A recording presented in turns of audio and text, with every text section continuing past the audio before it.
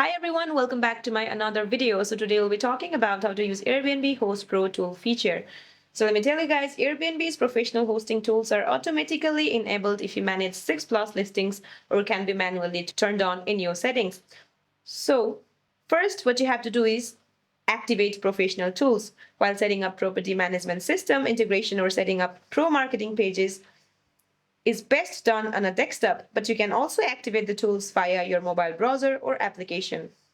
So first, what you got to do is open your Airbnb app and then tap your profile at the bottom right. Now, tap account or account settings and then locate the professional hosting tools section and tap manage to turn them on. Now, the next what you can do is switch to a hosting interface. So to access your pro features from your phone, you must toggle your Airbnb app from traveling mode to the hosting interface. Just tap on the switch to hosting. Now, once you're switched to hosting mode, your screen will refresh to show your today dashboard and hosting calendar. So that's it for this video, guys. I hope this video helped you. See you in my next one.